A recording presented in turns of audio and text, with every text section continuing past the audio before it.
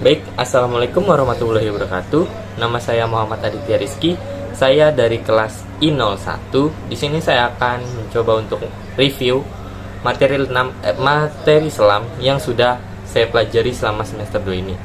Sebelumnya, pada review ini terdapat materi yaitu hukum fisika yang terdapat pada penyelaman, alat selam, serta penyakit-penyakit pada saat penyelaman. Yang pertama yaitu hukum fisika dan kaitannya dengan penyelaman. Apa sih yang dimuat? Nah, yang pertama itu ada hukum Boyle. Jika suhu tetap konstan, tekanan dan volume di setiap gas memiliki hubungan dan berbanding terbalik.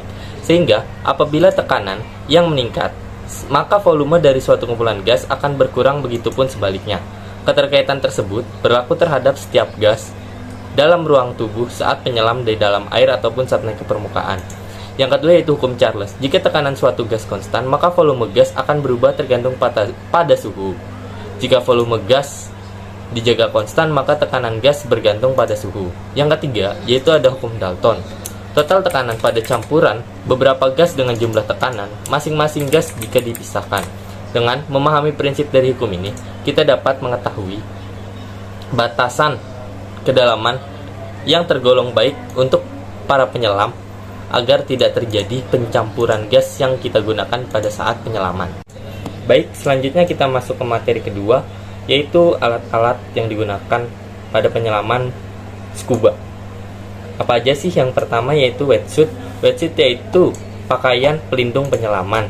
Yang kedua ada BCD atau Buoyancy Device Center. Itu sesuai dengan namanya ya. Fungsinya adalah untuk mengontrol dan mengatur kondisi terapungnya serta tenggelamnya seorang penyelam. Yang ketiga ada boots dan glove. Itu digunakan untuk melindungi kaki dan tangan agar dapat terlindungi dari hewan-hewan maupun benda-benda yang ada maupun terdapat pada penyelaman. Terus yang keempat ada tank. Tank digunakan untuk menampung udara bertekanan tinggi. Yang kelima ada regulator, yaitu untuk mengubah udara bertekanan tinggi rendah sesuai dengan keinginan penyelaman atau kebutuhan penyelaman. Yang keenam ada gauge, yaitu untuk mengecek tekanan tabung yang akan dipakai oleh seorang penyelam. Yang ketujuh ada fins, masker, dan snorkel, yaitu alat-alat yang digunakan untuk membantu seorang penyelam seperti fins untuk berenang, masker untuk melindungi mata, serta snorkel untuk alat pernafasan pada saat di permukaan.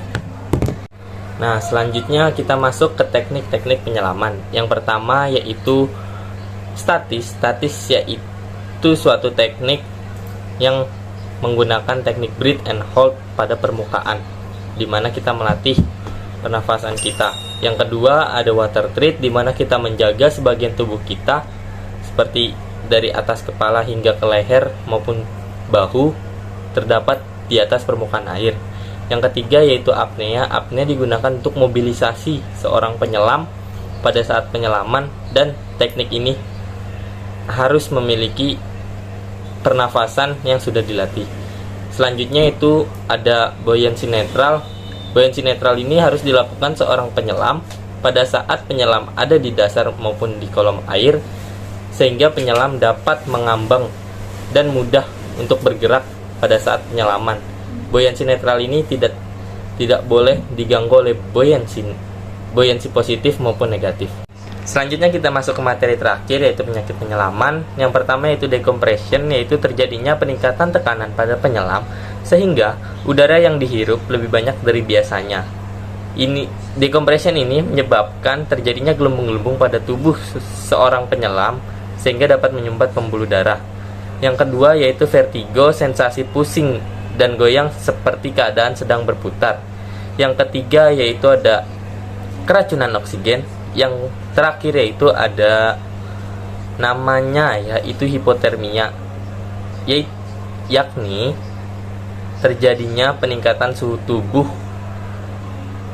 dan menyebabkan seorang penyelam merasakan sensasi kedinginan yang sangat dingin. Sekian review dari saya, kurang lebihnya mohon maaf karena kesalahan datangnya dari saya dan benarnya datang dari Yang Maha Kuasa. Sekian dari saya, kurang lebihnya mohon maaf. Wassalamualaikum warahmatullahi wabarakatuh. Bye bye.